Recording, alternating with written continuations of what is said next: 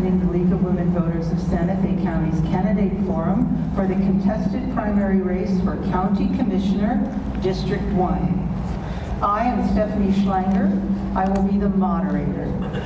We do have a Spanish translator available tonight, so please see her over here if you need earphones. For the first time in New Mexico history, legislation was passed allowing independent and DTS voters to participate in primary elections without changing their registration. Information on the semi-open primary legislation is available at the entrance table or at lwvssc.org. On behalf of the League of Women Voters of Santa Fe County, I want to express our gratitude to the Santa Fe New Mexican for broadcasting our candidate forums this year as a service to the community. And we're very pleased to have Robin Martin, owner of the Santa Fe New Mexican, here with us tonight.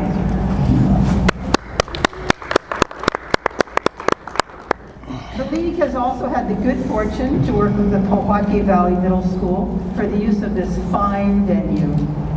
And we appreciate their interest in providing opportunities for voters to learn about these candidates and for opening the school to us tonight. The League is committed to civil discourse.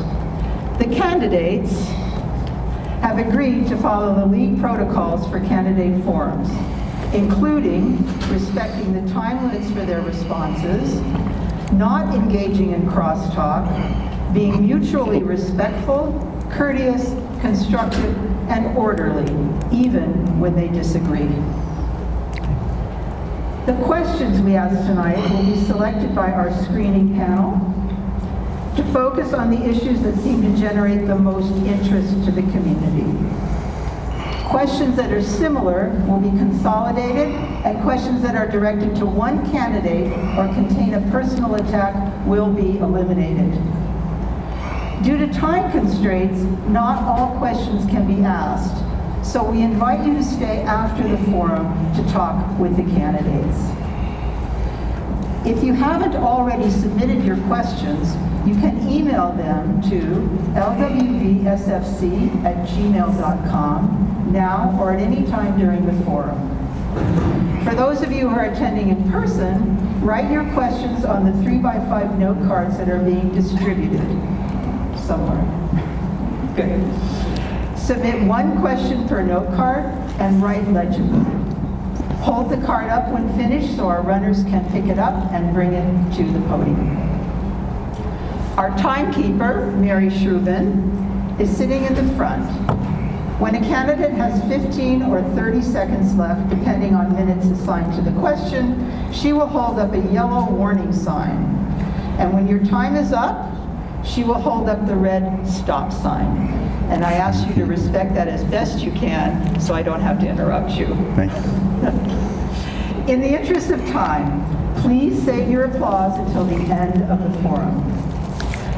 Before I introduce the candidates, let me paraphrase the duties of the County Commissioner. Santa Fe County Commissioners, serving as the Board of County Commissioners, are the elected legislative and policy-making body responsible for governing the county. Their primary duties include adopting ordinances and resolutions to regulate county activities, reviewing and managing the budget, overseeing public services, that's roads, emergency services, waste disposal, and managing land use.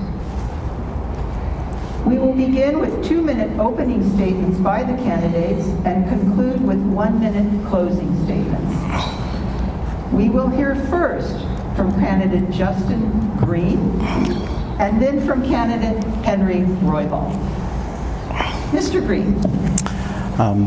Good evening, everybody. Thank you for coming out to Pojoaque, to the middle school here. I want to thank the New Mexican and the League of Women Voters. I go to as many of these town forums for all the different candidates and really appreciate the work that both of these organizations do. Thank you for being here today. My opening statement starts with a little bit of looking back. You know, for decades, I had heard about the failures of our local government. It was sad to hear the frustration and desperation in people's voices. Then, 5 years ago, my family needed help from government. In our case, we needed help from the police. We were frustrated, we were desperate. Our lives were in danger and the police didn't do anything. Our local leaders didn't do anything. We were alone when we needed help. Sadly, we realized we actually weren't alone. There were a lot of people that needed help from government, and it seems the government wasn't working for everyone. If you needed something, help from the police, a road fixed, help with a permit, it didn't matter what it was. It just wasn't happening. So when I needed help, we did it ourselves. But then I realized I could do this for other people, and that was what motivated me to run for county commission. So once we did that, I asked my wife, who's here today, if I had her support to do this, and she graciously gave me the support to do this, and I really appreciate that. Thank you, Sandra. But we've heard the fact that people felt ignored, especially in the North, for years. I've heard it for decades, and there was a variety of reasons. Our politicians were not doing their job. So I'm Justin Green, and in my 3 years of being a county commissioner, I've changed this. You can call me and I answer. I listen to you, I listen to the community, I find solutions. Chimayo needed a post office, we got a post office done. 33 families in Espanola needed to secure their affordable housing, I got that done. Tesuque needed to reopen their solid waste plant, and I got that done. All the time I rallied resources. Now I need you to rally behind me to run for my re-election. Thank you so much. Thank you, Mr. Green. Mr. Roybal. Hello, and I do want to also say thank you to the Pojoaque School District for graciously letting us use their facility, and also to all my constituents here tonight. I really appreciate you coming out to support and be here. I think the other part is, you know, we need to thank the League of Women Voters. I've been in this seat before and answered questions, and I think they do a really good job in putting this together. So I want to say thank you for that, and also thank you to our community and to my wife for being supportive all these years. I grew up here in Pojoaque Valley, and I actually attended high school in this very facility. I also have always been involved with all of our community activities. I've coached youth sports for decades, and I also ran a lot of youth programs here in the community where I got to know a lot of our community members. And you know, the thing is, we're a family in these communities, and at the end of the day, we need to make sure that we are here and united.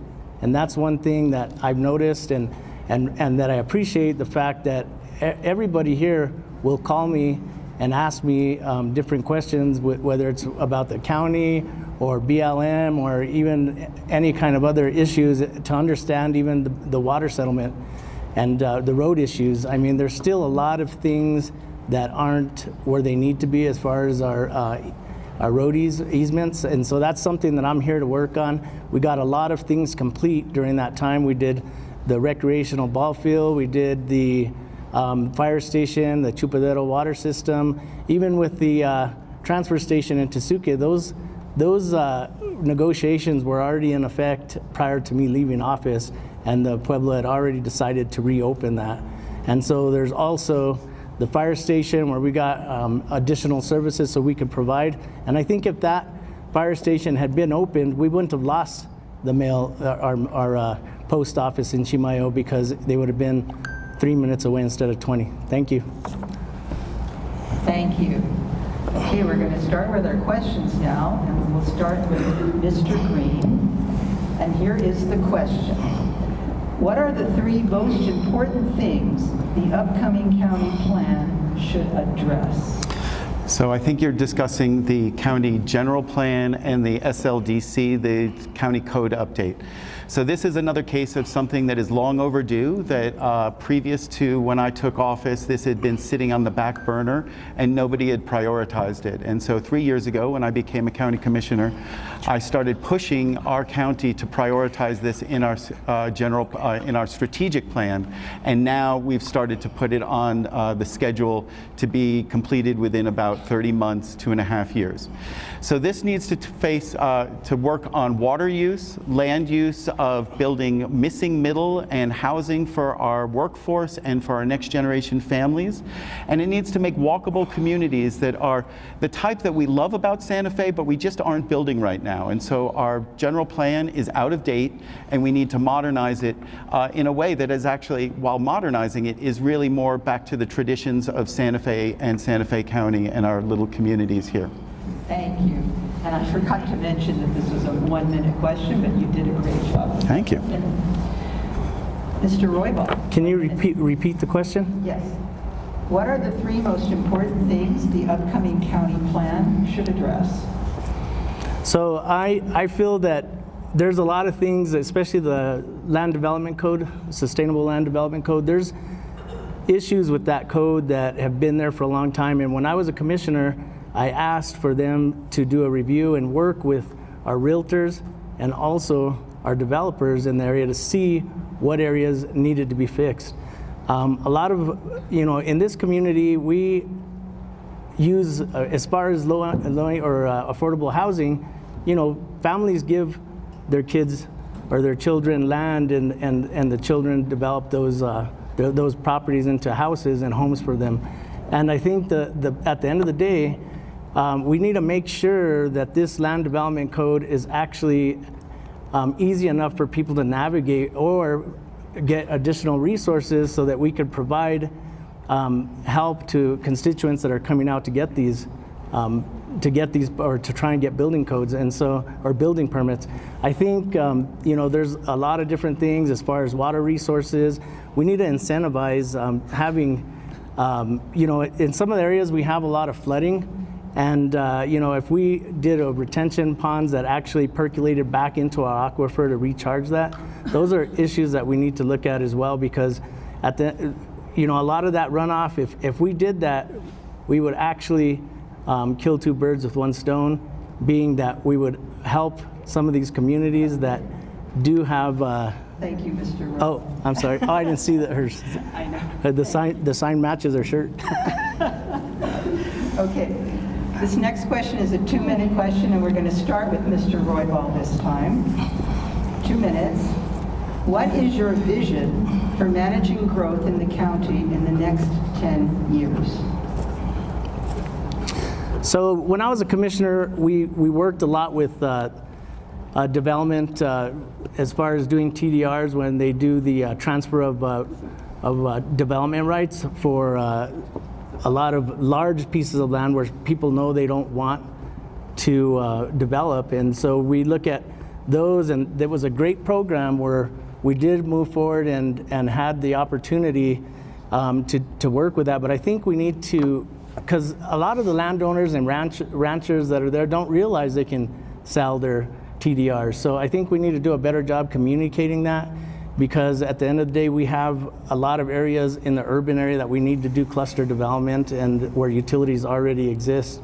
So I think that's one thing that we really need to look at as far as the development of and smart building, being smart when we move forward to make sure that we're building in a way that we're not going to deplete the water that we do have. We're already in a situation where we don't have enough water. So I think doing that, developing, having incentives for people to do green gardens and things of that nature so that we can replenish some of our aquifer. Those are all areas that we need to look at. So, I mean, those are things that I think we need to move forward with.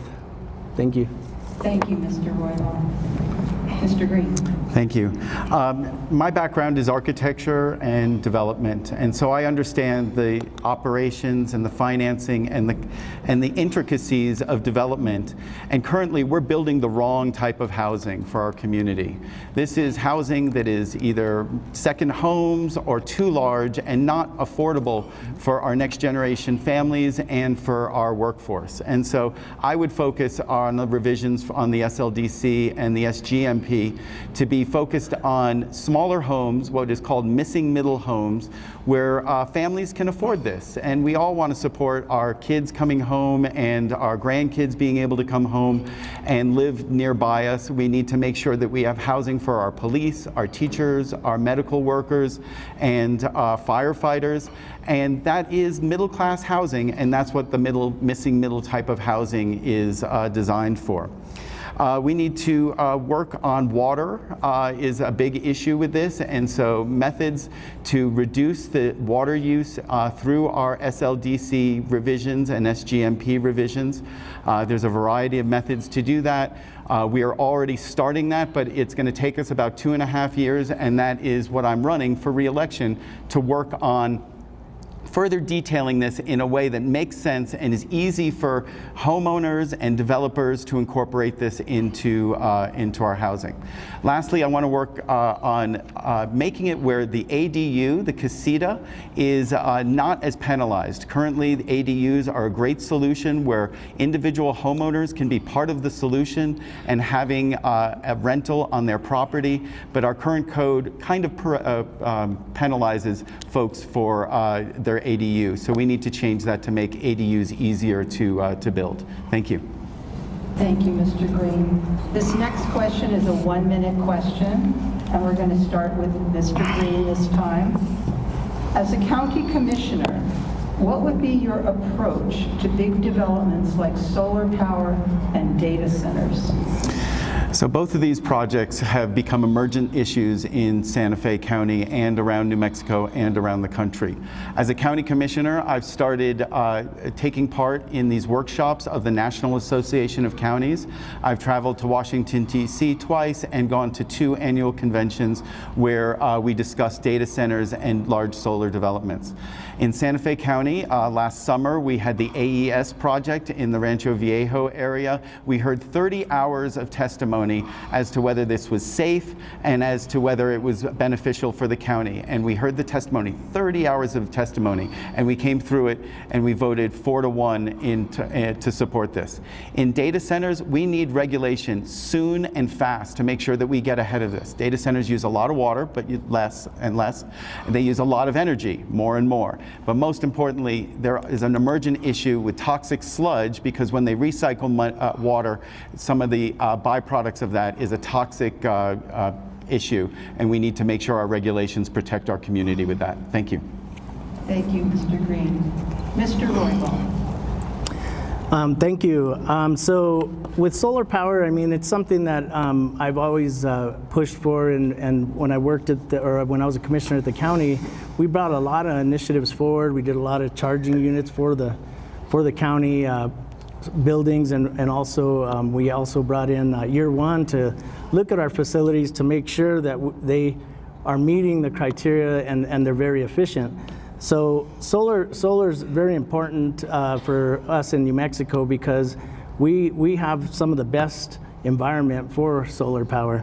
As far as the data centers, I mean, it's something that we have to be very smart with, because there is a lot of issues where we can, there's a lot of contamination, environmental issues. We have to be smart with however we move forward with these data centers, whether we decide to do it or we decide not to, but we have to engage our community and make sure that they're involved, because at the end of the day, we need to make sure we protect them, and we need to make sure that we're doing everything safe, and if it doesn't make sense, then we shouldn't do it.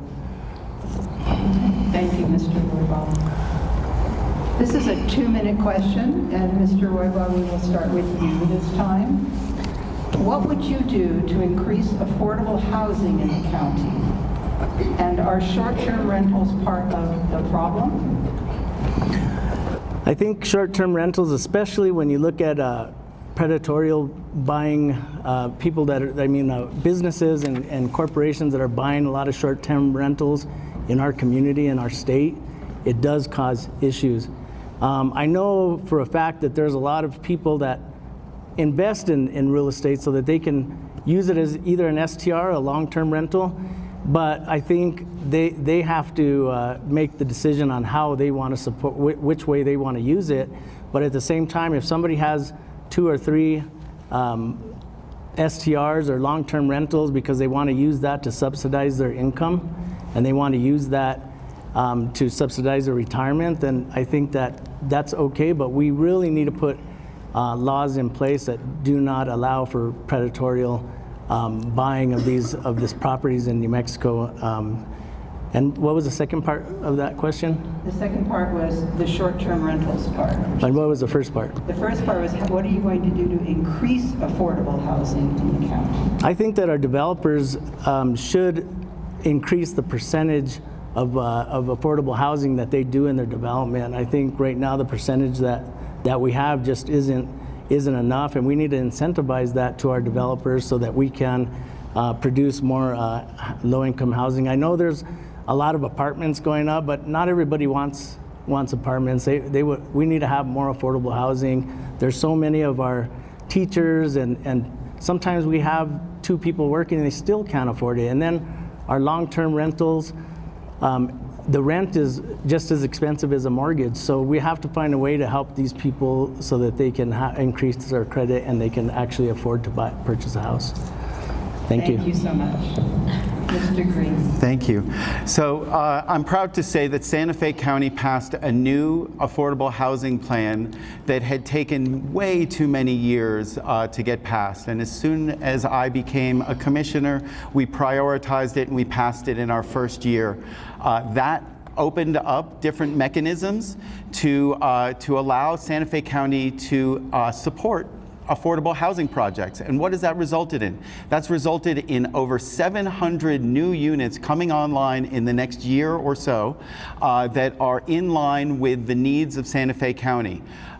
These are low-income, income-restricted properties that are being built in areas with transportation, with areas with water and sewer resources and infrastructure that make it easy for people to live where they work and near shopping and all of the things that are needed, so they cut down on transportation burden and things like that. Santa Fe County is a leader in affordable housing right now because of what has happened in my first term as county commissioner.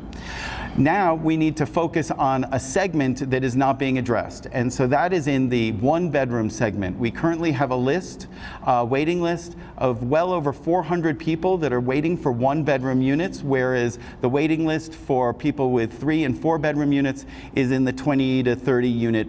There shouldn't be a waiting list anyway, but when you're in the 400 unit space for one bedrooms. So we need to incentivize one-bedroom units here. In terms of STRs, STRs are sort of have become an emergent issue and an emergent lifestyle of the ways that people travel these days. When families come to visit Santa Fe and Santa Fe County, a hotel just doesn't work for multi-generational families. And here in the Pojoaque Valley, I've met folks that have said they are getting into the short-term rental business because they want to preserve the home for their next generation, but their next generation doesn't live here yet, and they still want their family to be able to use the home for the holidays and come here, and the short-term rental is the right balance to allow for that. Thank you. Thank you, Mr. Green. Okay, this next question is a 1-minute question, and we're going to start with you, Mr. Green. What specific plans do you have to address the homeless crisis in the county? So Santa Fe County has become a partner in a number of homeless solutions and solutions where people are facing the threat of homelessness. So Santa Fe County, under my leadership, helped become the fiscal sponsor for the Interfaith Shelters ROC program and project that is located in the city of Santa Fe, where most of the burden is, but Santa Fe County is in a unique situation where they can support these projects, whether it's anywhere where it's in the city or in the county. We also we're the physical agent for the Pathways Shelter up in Espanola, and we continue to support that organization. And we're working on permanent supportive housing, and in that case, you're working with people that are disabled, have addiction issues, and issues that they are at high risk of becoming homeless, and Santa Fe County is very targeted at that right now and hadn't done that in the past. Thank you. Thank you. Mr. Roybal. Okay, thank you. I think I've seen a lot of movement as far as small homes when I was a commissioner, and some of the areas off of the old Pecos Trail. We also have, my idea is some of the research I've done is some of the states have like a yurt village basically, because part of the component of some of these homeless shelters is having medical available to them, because so many times it's such a high burden for our society, or I guess it's quite a bit of money by the time somebody goes to get treated for an injury that could be treated with just first aid, gets to a point of infection where now it costs thousands and thousands of dollars for us to treat them. So if we have these medical facilities and doctors available in some of these neighborhoods and villages that we can put together in different areas of Santa Fe County, that will really serve well for our homeless population. And also, Thank you, Mr. Roybal. oh, Thank you. Okay, this next question is 2 minutes, and we're going to start this time with Mr. Roybal. How would you overcome jurisdictional issues that come from the 4 government entities pertinent to District 1, 2 counties and 2 pueblos? so in District 1, we actually have 2 cities, 1 county and 4 pueblos. So I think the biggest thing is trying to work together. You have to visit each one of these entities. And during my time as a commissioner for the first 8 years, I spent time with every single one of these entities. We worked on road settlement agreements that took over 3 years, and we were meeting bi-weekly to figure out how we can fix those issues and come together in agreement. And so, I developed really strong relationships with both the city of Espanola and also with the city of Santa Fe. I worked very closely with a lot of the councilors in both areas and the mayor. I've also met with all the governors in the district and worked closely with them to fix the issues that we have. And I think at the end of the day, if we can collaborate even more with all of the government entities and identify the needs of our community, working together to get grants as far as with federal grants and with county and city all together, we can really do some amazing projects for our constituents. Thank you. Thank you. Mr. Green. Thank you. So I started my career working at the city of Santa Fe as a planner, working on the rail yard. So I've got good relationships with the staff and with the elected leaders at the city of Santa Fe. Just this weekend, I was in Espanola meeting with the mayor and the chief of the fire department. I have a really beautiful note that he sent me thanking Santa Fe County and thanking me personally for coming up to make sure that Espanola was in a good shape and that they had everything that they need. Our team at Santa Fe County was up there with 9 units of the fire department on Friday night through the night fighting the fire alongside our brothers and sisters from Espanola, Okeowinge, Santa Clara, the BIA, and the National Guard. It was an amazing, amazing firefighting effort. We actually have 5 pueblos, 4 that we have in their entirety here, and then we have a portion of Santa Clara. I was talking with Santa Clara Pueblo earlier this week. I was talking to Nambe Pueblo. I have a meeting with Nambe and Pojoaque that I've coordinated with the Department of Transportation tomorrow at 11 a.m., where we're talking about transportation issues for the Pojoaque Basin Regional Water System and the construction that's going to be starting on Highway 503. This is a meeting that I organized in an effort to make sure that the Pueblos had a voice in this. The Bureau of Reclamation and the contractors had informed us and said, we may be starting this in 2 weeks, but they hadn't bothered to tell Santa Fe County, and they hadn't bothered to tell Pojoaque and Nambe Pueblo. So I organized this meeting, and we're going to be meeting tomorrow with the Secretary of Transportation. I love working across borders and working in collaboration. We've got an effort at Santa Fe County to work with the city of Santa Fe on a number of issues. We've got a joint resolution, which last year I was a proponent for, and it finally got passed with the new administration at the city, and we're moving that forward in the city. We have much better relations than we did in the past, and that has a lot to do with my attitude on working together. Thank you. Thank you. And we're going to stay with you, Mr. Green. This is a 1-minute question. Who or what organizations are funding your campaign?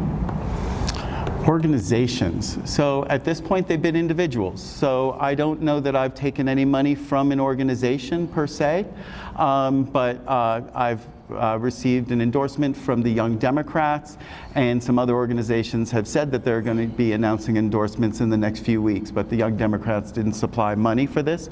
I think at this point, I'm funded with friends, family, and supporters that are individual supporters. Thank you. Mr. Roybal. So all of the funding that I've received have all been from constituents within the district. We had a fundraiser, and it was very successful. A couple of weeks ago, I think we had about 300 to 350 people in attendance. That was a really big fundraiser, and we did really well. Again, it's all been people from either the district or right outside the district that all came together, and that's where all of my funding has come. I know that you do see out-of-state funding sometimes, but none of my funding has come from out of state. And so I just want to say that, and also say that, I want to thank the constituents, because I wouldn't be where I'm at with the funding if it wasn't for them being so generous. So thank you all. Thank you, Mr. Roybal. The next few questions are going to focus on water. And we're going to start with you, Mr. Roybal. What methods can the county implement to guarantee an adequate water supply now and in the future? And this is 2 minutes. Okay, there's a lot of different ways that we can incentivize this by, we have to incentivize doing more rain gardens, infiltration basins. I've seen so much of our community be devastated by floods that if we did these infiltration basins, we would be able to capture that water like we're capturing, the sun from solar, and we would actually benefit our constituents by not having them go through such devastation. Plus, we would recharge our aquifers by doing this. I think we also need to incentivize for our constituents getting better fixtures so that they're higher efficient, and working with even our Buckman direct diversion to make sure they're doing the maintenance necessary so we're not losing water, because there's a lot of lines that lose quite a bit of water over the years, and we need to make sure that we are doing that maintenance, and make sure even with this new utility water line that we're putting in the Pewaukee area that we have a very robust way of doing the maintenance, because at the end of the day, that's a lot of water that we lose. Incentivizing to our constituents, and even doing catch basins, and incentivizing somehow with the legislature to get funding to be able to for individuals to be able to afford to do that, because we need to figure out a way to keep the water in our basin instead of having it go down to the Rio Grande and out of our state. Thank you. Thank you. Mr. Green. Thanks. The water is the most important issue that Santa Fe County is dealing with right now. And I've taken it on to learn as much as I can. I have my water gurus who are both in the freshwater side of the equation and in the wastewater side of the equation. And I learned so much from them, and they are advisors that I can call on all the time. I've been the vice chair. I'm currently the vice chair of the Buckman Direct Diversion, which supplies Santa Fe County with most of its Rio Grande water for the, not for District 1 per se, but is for the area around the community college and for El Dorado. But it's a big project that Santa Fe County is a partner in, and I've learned a lot about that and been very active in the $79 million rebuild of that project, where there were defects, and we've won a settlement to get $79 million to rebuild it, right? And I was chair of that organization last year and very active in that as well. I'm also very, very active in the Pewaukee Basin Regional Water Systems planning.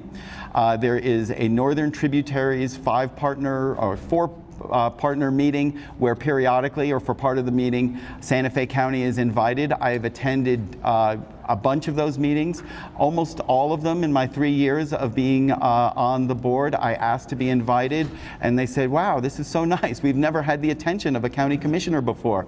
Why don't you join us? And so this has been wonderful to be a part of that. All 4 pueblos and Santa Fe County sit around a table and we plan out the Pojoaque Basin Regional Water System. Then in terms of making sure that we have enough water for the future, Santa Fe is a partner. Santa Fe County has been become a partner of the return flow pipeline from the Paseo Real wastewater treatment plant, where we will get more water in our Buckman direct diversion assets, and we can work on leveraging that will supply us with 3 times more water than we take from that. Thank you. Thank you. We're going to stay with you, Mr. Green. This is a question asking you to talk about acequias. Very important to us here in northern New Mexico. What are the challenges to our acequias, and what are the needs? So I like to tell my first night when I came to visit my mother about 37 years ago when I first moved to Santa Fe. My first night was on the Acequia Madre in Santa Fe, and I drove in the middle of the night, and I woke up in the morning, and the sound of the acequia was outside my window, and I had never been here, and I didn't know that the acequias weren't everywhere, and it was so wonderful. It was one of the best sounds you could have. So living near an acequia is near and dear to me, and I used to work for a friend of mine, opening her acequia and filling her tanks every week in Santa Fe. Our acequias are our lifeblood for agriculture. We need to make sure that we have protective programs. For Santa Fe County, I've been working on trying to create an office of acequias so that all of our acequias have someone that they can turn to say, hey, we need to borrow a backhoe for a day to take out a root, to clean out a culvert, to do this. We used to do this in Santa Fe, but they stopped doing it just a few years ago. We need to get back into the business of helping our acequias. We can also help with grant writing, and we can also help with collaborating across acequias. The Pojoaque region is a great regional. They've got a regional acequia association, which is pretty amazing that they all work together. They're not just individual acequias on their own, but they work together. Santa Fe County can have that office that can help leverage public works and other things to make sure that our acequias are healthy. Thank you. Mr. Roybal. This is 2 minutes, by the way. Thanks. That was I'm sorry. Okay, so acequias are very important to our communities here. We actually, I was raised here, and all I did was, as a child growing up, I remember sitting in the garden, and me and my cousins, and eating some of the vegetables and stuff that weren't quite ripe yet, and we thought, they couldn't see us, but my grandpa would turn on the water and let us know he was there. So I think the biggest thing is the value of that has been ingrained in me. It's not something that I learned, it's something that I lived and that I grew up with, and something that I will always cherish, and it's something that I always advocate for. When I was a commissioner, we used to help with in-kind donations to the acequias because they are a quasi-governmental entity. And as a quasi-governmental entity, we are allowed to assist in-kind with the acequias, and that's what we did. I've had so many of our acequias in the community call me upset that they're not getting that help anymore, and I guess the comment that was made is that they didn't want to get, or Commissioner Green told them, I don't want to get into doing any kind of donation that it would be considered anti-donation. And that's what, I haven't seen it, but that's what constituents have told me. And so one thing I will say is they said that, that's fallen off. And so that's something that we really need to make sure that we bring back, because these acequias depend on that. The people in this area depend on those acequias working. So thank you. Am I allowed to respond to when somebody attributes something to something that I said that isn't true? Yes. I never said that. As I mentioned, I've been very active in trying to build a program with a budget and staffing to support the acequias. The issue has been that Santa Fe County has said that they are understaffed and that they couldn't actually do this. So I've been active in producing a budget that would support our acequias. Thank you. Thank you. And this is a good time to remind us that we need to keep our remarks impersonal. Thank you. The next question is 2 minutes, and we will start with, what did I end up with, Mr. Roybal? Yeah. Yes. 2 minutes. What county services need to be improved, and how will you make these improvements happen? So I get calls a lot of times, and people are asking, where can we find assistance with behavioral health issues and with paying utility bills? And so the county, when I was a commissioner, started a program where they would help you navigate to find these services. But there's still a lot of people that don't know about these services, and so we need to take the time and figure out a way that we communicate these to our constituents so that we have more that understand and don't have to try and figure out a way to find it. Sometimes they go months, years, and somebody that needs behavioral health care can't find it. Sometimes it gets too late for them to find that, and families are in need. We need to figure out a way to maybe get out to the churches and get out to all the community services that already exist, including senior centers, because a lot of our senior citizens and grandparents and grandmas are actually raising their grandchildren. And so you look at our DeVargas Funeral Home or any of the other ones, so many young people that have passed away, and it is something that we have to provide services for opioid addiction and also for behavioral health services. So I think that's something that we really need to try and focus on more. So that's one thing that I think we need to work on.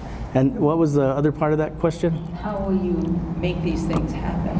How will you make these things happen? So I think the biggest thing is we need to just get out there, like I've already said, and make sure that we are working, to get the message out. I mean, now that we have this road issue going on in the El Rancho community, we went the extra effort to finally hand out cards to every single household. I mean, that's something that I think can be accomplished from the county, so that we make sure we notify all our constituents. Thank you very much. I'd like to thank Henry for bringing up something that actually I helped set up, which was communicating on a daily basis with a website and postcards to the folks in the El Rancho area.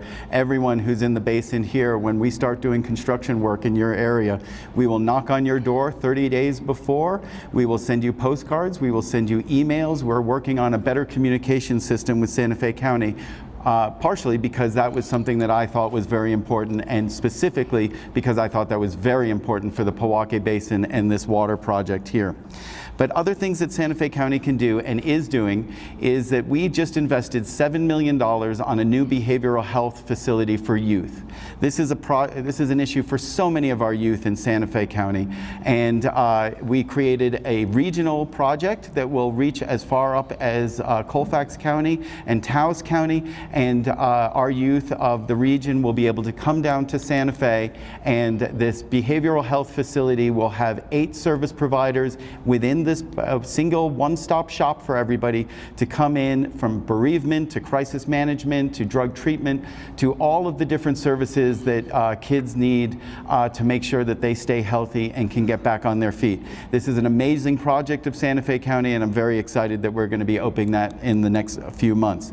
Santa Fe County also has the Connect system, which is an amazing program and project that brings in all sorts of services into one space, where if somebody comes into the Connect system, they get cross-referenced and referred to other service centers.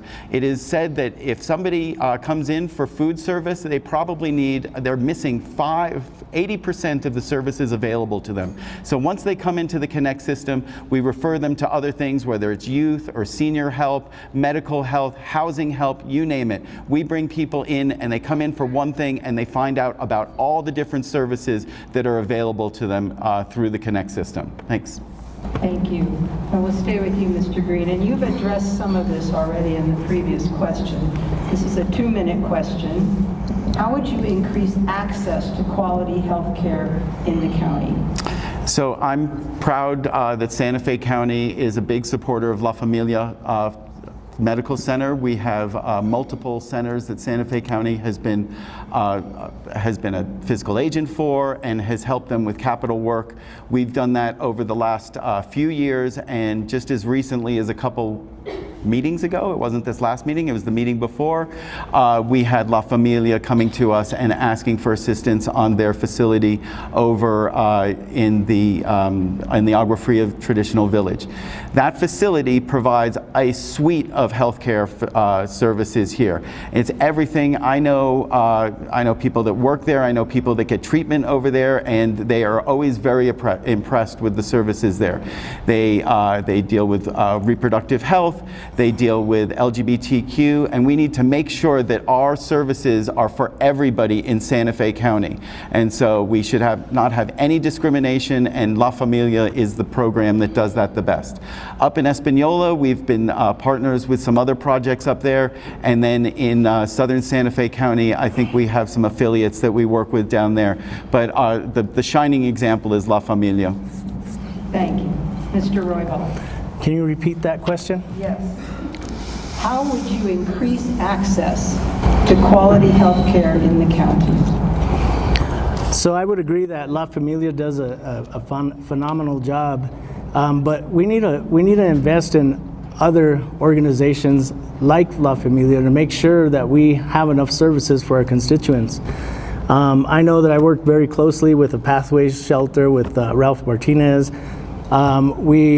We made sure that we had an area. We purchased an old hotel in Espanola that we transformed into a transitional living for folks. And so those are services that we need to make sure and provide.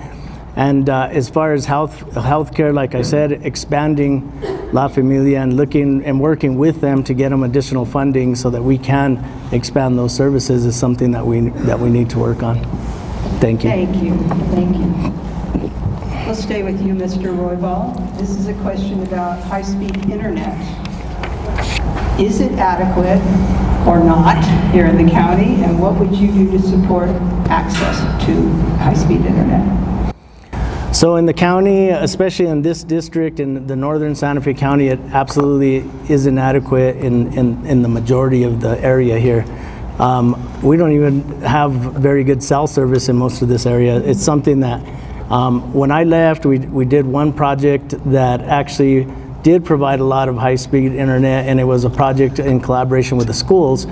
I also got some grant funding for State Road 76 that would come from Espanola and go all the way up to Chimayo. Those are things that, we really need to work on that infrastructure. We're not where we need to be.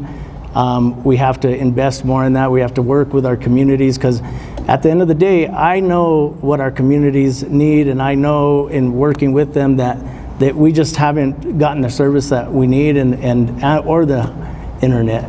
We do have a partnership with one of the internet. They're not a provider, but they're actually the one that builds out the services. So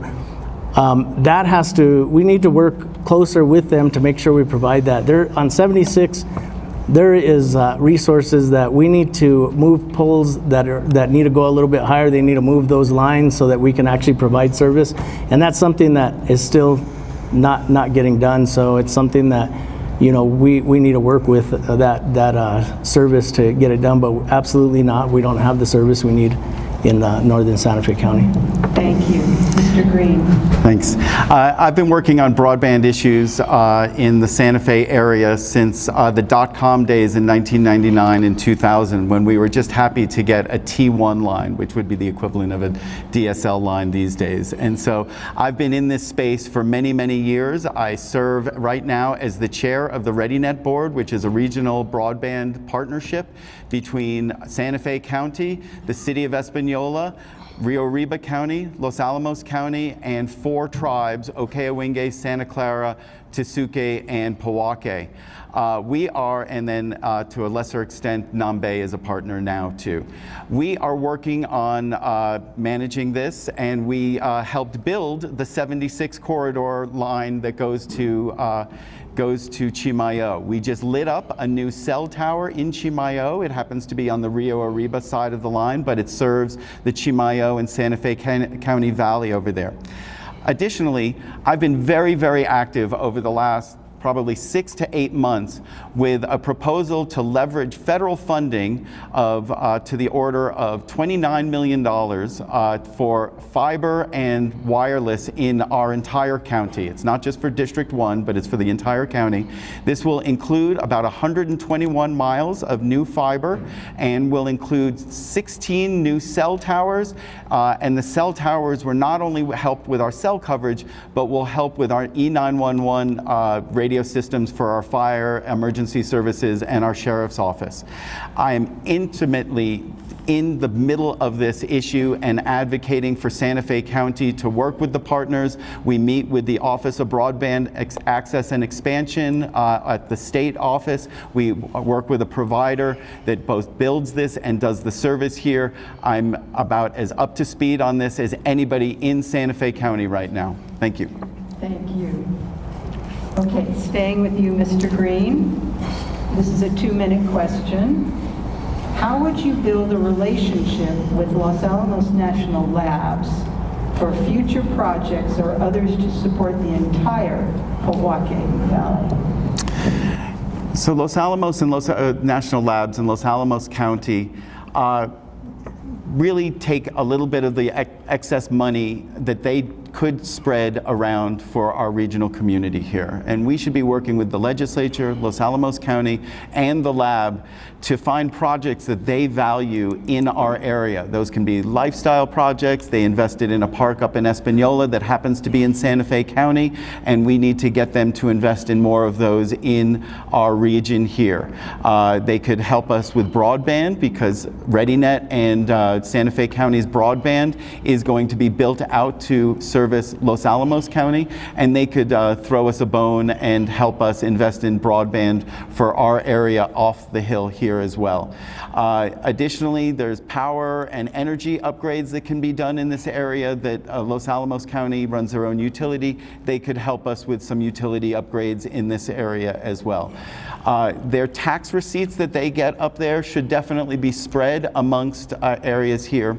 And lastly, I've been an advocate for a concept that I call 1% for housing, which would be asking the federal government and to create a program where 1% of all lab budgets, not only Los Alamos, but it would be Sandia, it would be Lawrence Livermore, it would be all of the labs, 1% of their budget would be given to regional housing solutions so that we could address our housing.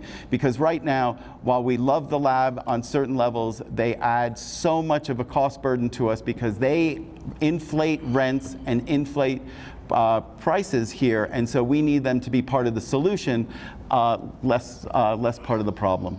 Thank you. Thank you. Mr. Roybal. So with, was your question asking about Los Alamos Laboratory and the county? How would you build a relationship with Los Alamos National Lab for future projects? Okay, so not the county. Or others to support the entire Pojoaque Valley? Okay.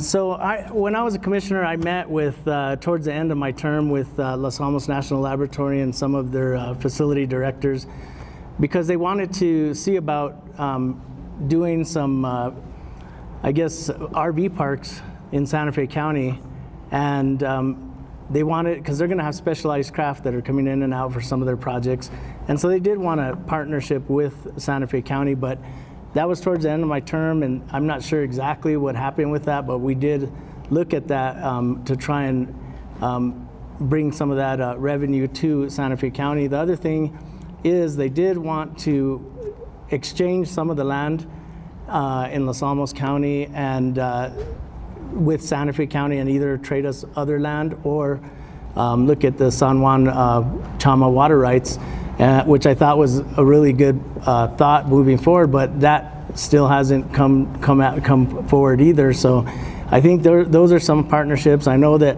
the GRT is quite a bit that Los Alamos County gets, and some of the areas around are bedroom communities, are considered bedroom communities, and we provide all the services to these constituents that live in here, because the majority of the workforce for Los Alamos National Laboratory actually comes from off of the hill.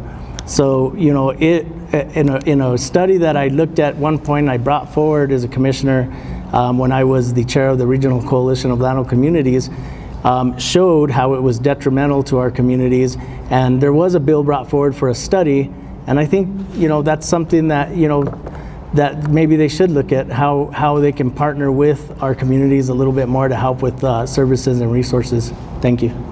Thank you. And we're going to stay with you, Mr. Roybal. And this question is, what are the expected noise levels from the Amont building? I don't think that at this point that any of that's really been disclosed, and that's some of the frustration with our communities is we've asked questions like, what kind of treatment are they going to use? What kind of chlorine? What kind of, you know, different chemicals that are going to be used, and how are they going to make sure that they don't get into our aquifer or contaminate anybody else's wells in the area? So those are questions that, you know, some of them that people are really frustrated with. I don't know what the noise level is because nobody's disclosed that yet, but it's very concerning because the location where it's at, I mean, there's so many residents downhill from the location, so it's something that they need to make sure that we communicate to our constituents and let them know that we're looking out for their best interests and that we are going to keep them safe. And I don't think that has been really communicated to our constituents in the area, so that's something that we really need to work on. Thank you. Mr. Green. Thank you. So most of the treatment facility, I think, is all inside of a building, and once that building turns on, it is my understanding for the first for most of the years that it'll be operating not 24/7, and so it will be on for certain hours, and the pumps and stuff will be able to be turned off at night so that noise levels will be able to be controlled in there. That's a conversation for the BOR, and additionally just to make sure that that it doesn't interfere with the community that is adjacent to the treatment facility. There are some pumps that are going to be around the county, and those will also have to be managed in a way that doesn't interfere with the neighbors around it. And we're going to have to turn it on, see what it's like, and take mitigation solutions to the building that surrounds it, so that we can, if there's anything that really affects people, that we take care of that as fast as possible, and so people aren't as affected by that. Thank you. Thank you. I'm going to stay with you. Quick question, 1 minute. Can we get garbage collection here, similar to Rio Arriba? So, so Rio Arriba's trash collection is not sustainable, and they've had problems with that already. Trash costs about 10 times more than it collects in terms of revenues here. So that is definitely, you know, while we would all love it, it is not financially feasible. We can look into it, but it is difficult. We had a report from our solid waste division, and that even with the current system, we only take in 1/10 of the income that would be needed just to run the system without pickup. But in my time as a county commissioner, I helped reopen the Tsuki transfer station. Those negotiations were not started before I took office. In fact, they were left, you know, relations with that pueblo were in terrible shape when I took office, and I helped restore those. But the good news is that we're building about less than a half a mile from here, right across 502. Santa Fe County is building a $3 million transfer station that will be a modern transfer station for everyone in the Pojoaque Valley. Thank you. Thank you. Mr. Roybal. So in regards to the modern transfer station, that was at the end of my term that we were already talking about, and already had a design for that, and 4 years later we still don't have it. I know that we do have We do have a lot of expenses when it comes to trash pickup, but what I don't understand is if the community has asked that, why don't we do studies to see what it will cost and see if the community agrees that this is a price they would be willing to pay. And I know sometimes they say, well, we're going to subsidize, we're subsidizing the amount that our constituents are paying as far as their punch cards, but I've always said, well, we're subsidizing it how? With their tax dollars? So it doesn't really make sense. We need to figure out how to think outside the box and make sure that we address these issues. I mean, just because, I mean, if they're still asking the question, then I guess it hasn't been communicated to our constituents. So thank you. Thank you. We'll stay with you, Mr. Roybal. This is a 2-minute question. What are your thoughts about Santa Fe County requiring private wells to be capped? So in the, when I was a commissioner, there was the election, if you decide to tie on to the system, that you did have to stop using your well or cap your well. As a commissioner, I worked alongside Representative Trujillo at the time, and we worked hard to change a lot of that stuff. So as a commissioner, I